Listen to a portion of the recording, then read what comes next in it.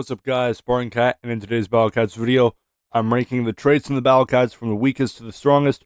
So we're going to start off at Cakewalk, and we're going to go up to Scary. No particular order, but let's get right into it.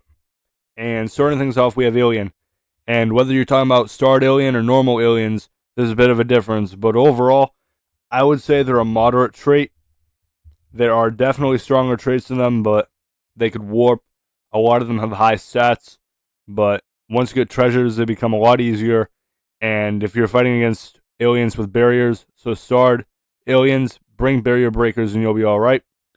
And moving on from that, we have angels. And angels are going to also go into the moderate tier.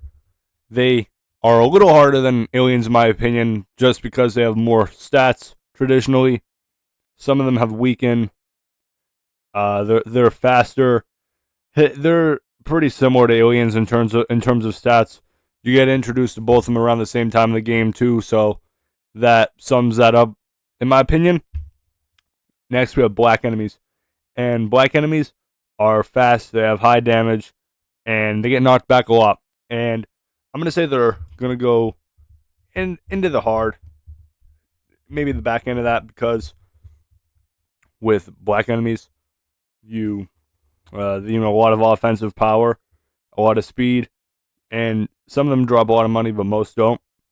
And in that case, it could be hard to establish a line of defense against them or defeat them. So they're a little harder than the other two tiers because of their aggressiveness, but it's doable with the proper support and the proper control units. So moving on from that, I'm going to back up a little. We have floating. And floating enemies, I'm going to place right here. But the thing with floating enemies it's a very vague term. There's a lot of relic / floating, angel / floating. They could be everywhere. There aren't a lot of alien / angels, for example, but a lot of enemies can be floating. Floating isn't one trait specifically, so if we're talking about normal floating enemies, so just floating, not floating / something, then floating enemies are traditionally moderate. But you also have the likes of Bun Bun and stuff, so when you're in early game, that's terrifying.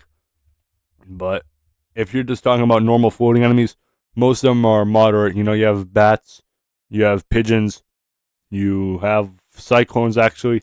So, I might place that a little higher.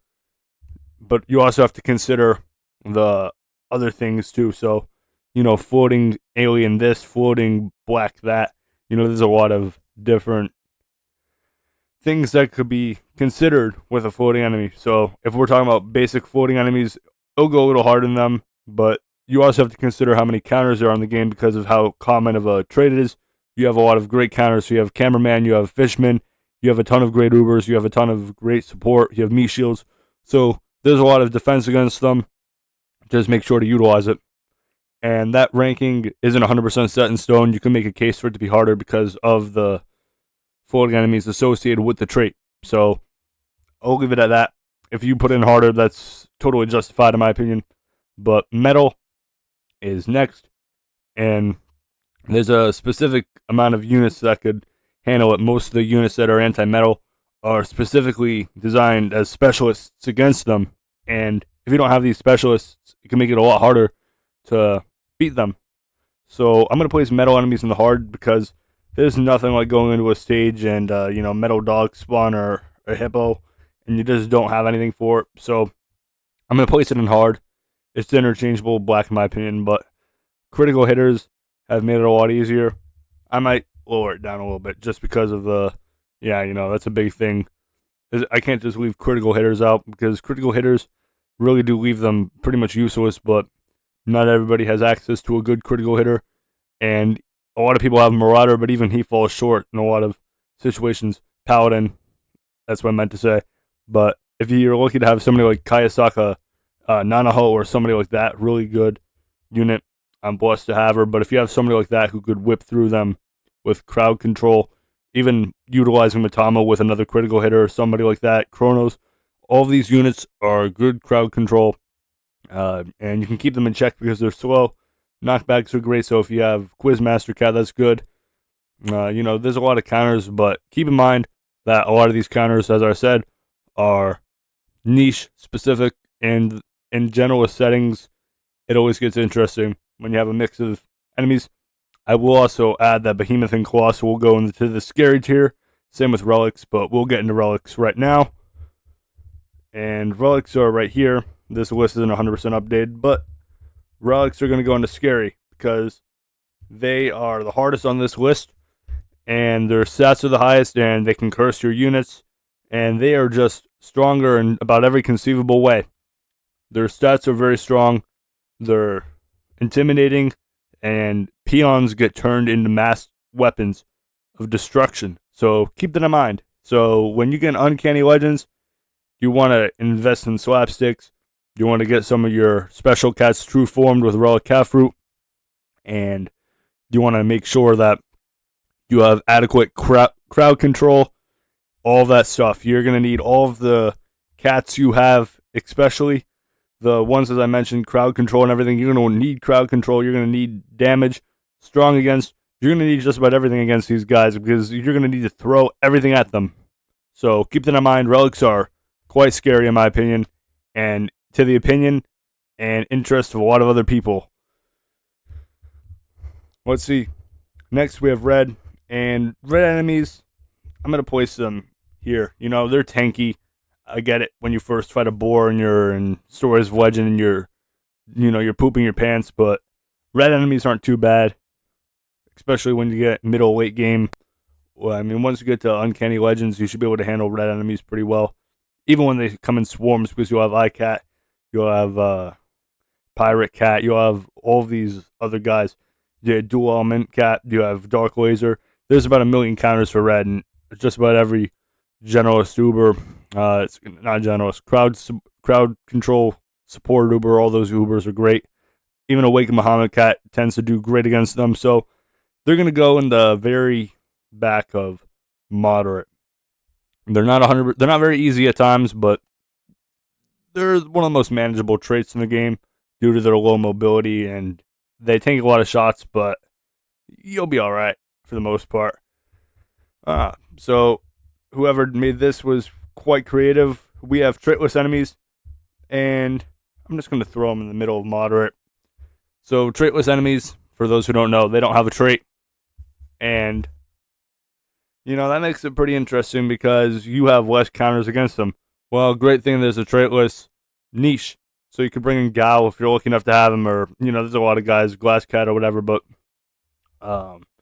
there are less counters to Traitless enemies than most other niches due to it being somewhat elusive. You're not going to find a lot of Traitless enemies compared to these other ones, but you're also not going to find a lot of anti-Traitless cats. So roll Uberfest if you have to. Do what you got to do to get those Fest Ubers because they will help you a lot. And make sure to stay up to date on your Advent units because a lot of them will help you as well. You have Glass Cat, you have Stone Cat. These guys will help you. So keep that in mind.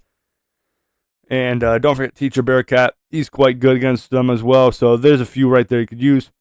Traitless Cat could be Traitless enemies could be moved higher on the list due to the lack of counters they have, but their traits tend to be pretty middle of the pack.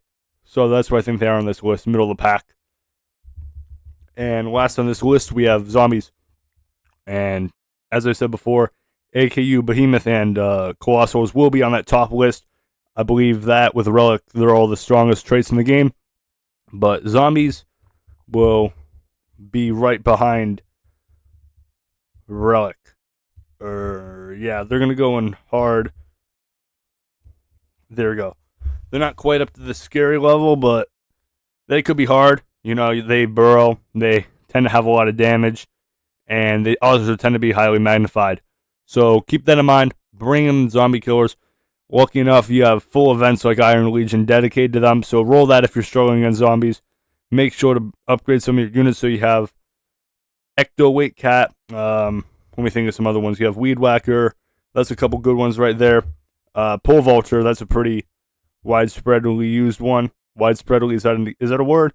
Widespread term. All right. Well, I'm going to stop yapping there. But upgrade your zombie units if you're struggling, and roll Iron Legion if you need it. And upgrade those few rares I mentioned before I started babbling. But this is my tier list on enemy traits ranked from scary down to a cakewalk. So I don't think any trait in particular is easy, but they all have their ups and downs. You're going to fight stages that are harder than others. You just got to be prepared for it. It's all up here in the noggin. Keep that in mind. It dictates all your decisions, all of the units you upgrade, all of the capsules you roll. Remember, with great power comes great responsibility.